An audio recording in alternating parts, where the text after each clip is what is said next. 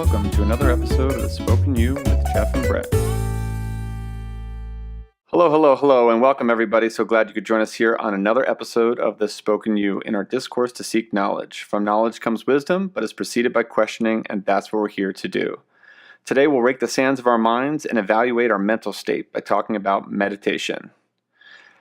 Today I'd like to start off with a passage from one of my favorite philosophers, Krishnamurtis, and ask you, Brett, at the end of it, what your reaction would be to this passage, because I think it sets a good framework for meditation in general. The passage goes like this. To be aware is to watch your bodily activity, the way you walk, the way you sit, the movements of your hands. It is to hear the words you use, to observe all your thoughts, all your emotions, all your reactions.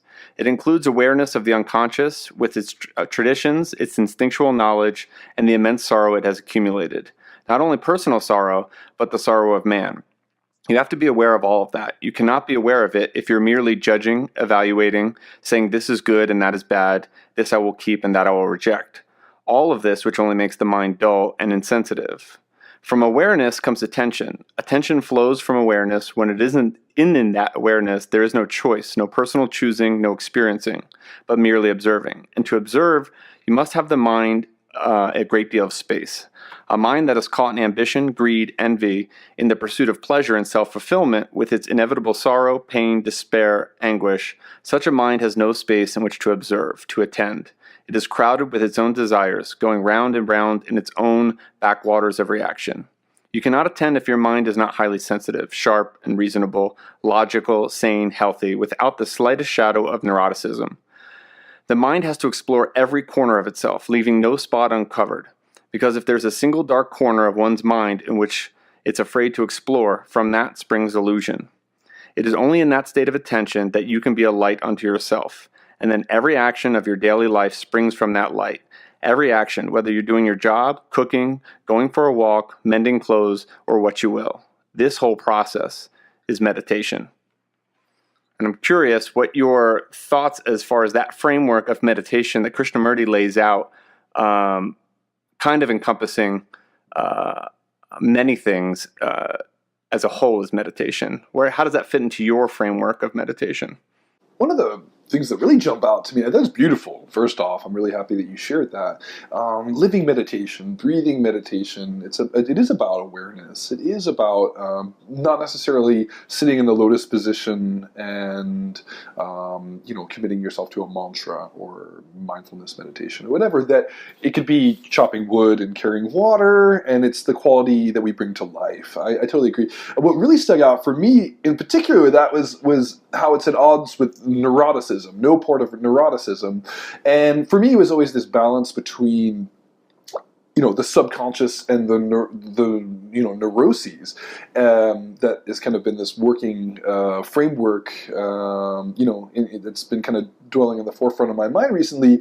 But what I think it's even better is maybe meditation and neurosis are really the dichotomy at hand, because, meditation is allowing the subconscious, the all-knowing compartment of ourselves, the part of ourselves that knows how many steps it was, from our front door to school, or all the little, details. And maybe meditation as a whole is the part of us that is the higher self, that there's a part of us that are perpetually connected with everything, and the more we can slow down our minds, or maybe just be more aware, or get away from that control or that distance or separation that is neurosis, that meditation is actually a way of being, that it's a way of living, and maybe even a rebirth eventually.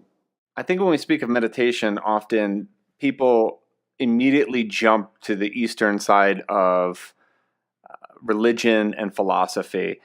And recently, living in California, living in the West, this idea of meditation has definitely become a much more prominent factor in people's lives. They're much more willing to accept the idea of meditation in their lives.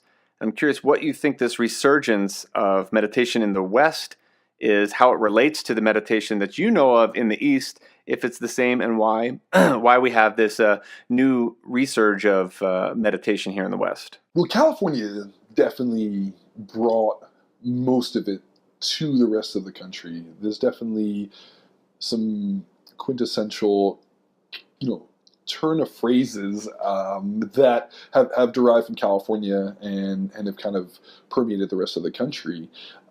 Meditation classes, I would say, I've seen most commonly in California, more so than New York, but there are these New Age centers and crystal shops and bookstores that have maybe popularized it, or at least invited people, especially in major cities. I can't say I've been to many cities that didn't have some, on a cafe wall somewhere, an invite to do, whether it's a Buddhist person coming from other countries or just someone who has their handle on it over here.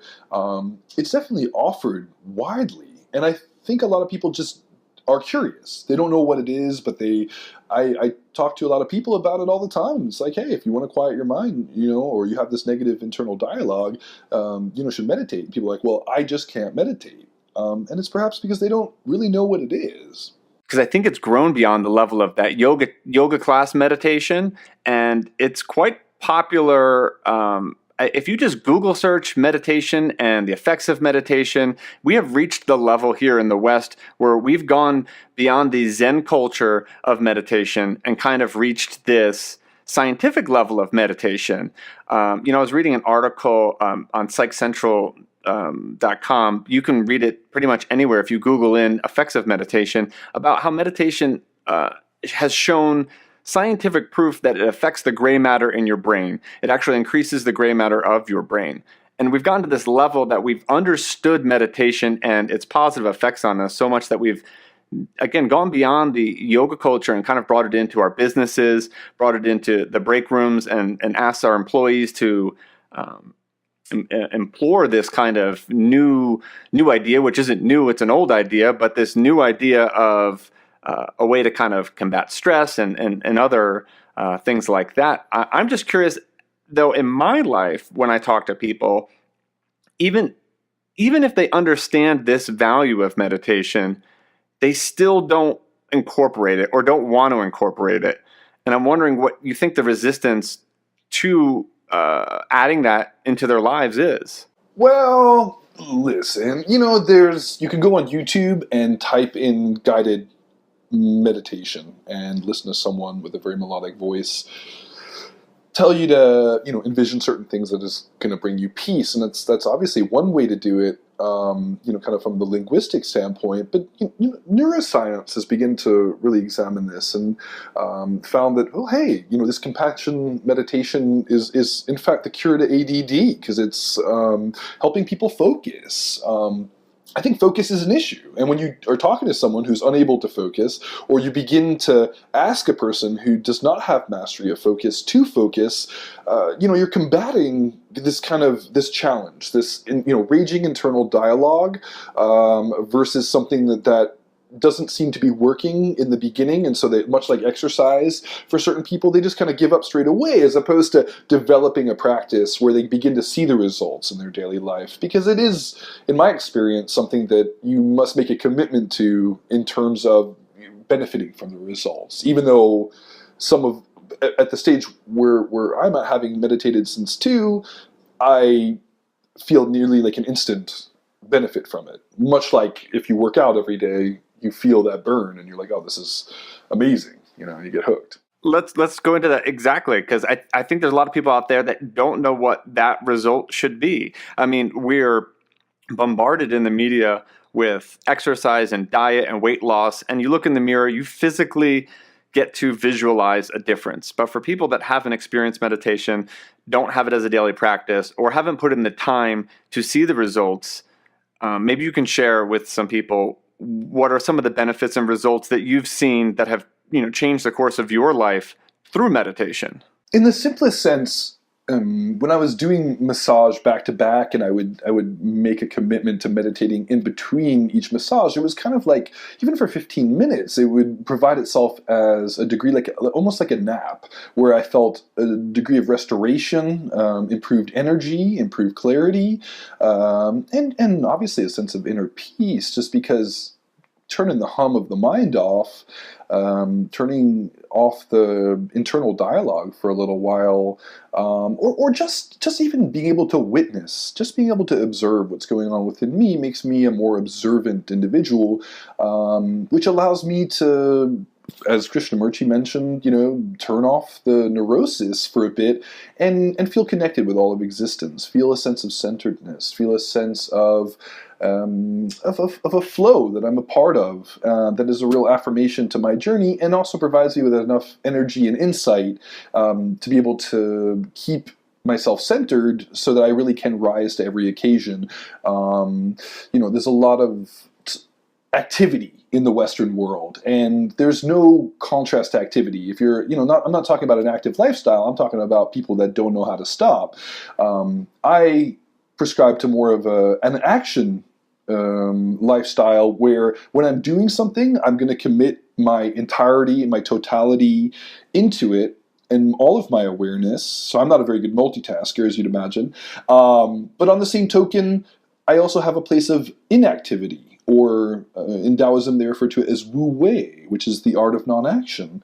So because I can turn off, I believe that the actions that I make that commitment to in terms of my attention are far more successful, happens, and all as a result of meditation allows me to, give my full attention, my full awareness, all of my love to whatever's before me. Do you think we're at a disadvantage here in the West because of that level of understanding of what you just so eloquently described, of the benefits that you would get from meditation?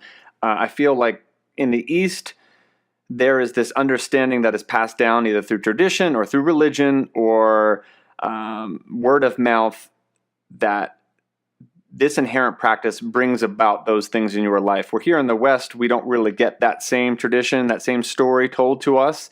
Do you think we're fighting an uphill battle here in the West of kind of gaining ground on that story and trying to relearn that whole process to get to where, let's say, it's already pre-exists in the East? I'd say it'd be by region again, because I think in certain places, especially like say Northern California, if you come fresh from New York City and you're talking fast and you're moving fast, and you're bringing that level of intensity, you're not very well received, and it's kind of like, okay, well, this isn't a really particularly centered or wise person because of how you're coming across. And on the other hand, if you're speaking slowly and you're really trying to channel peace and tranquility when you're having a conversation at a bar at 3 o'clock in the morning when everyone's doing lots of cocaine or something like that. Well, good luck in New York. Good luck to you. So I believe that it's very contextual, based on the pace and also based on kind of the cultural elements of where you're at and the context that where you're at.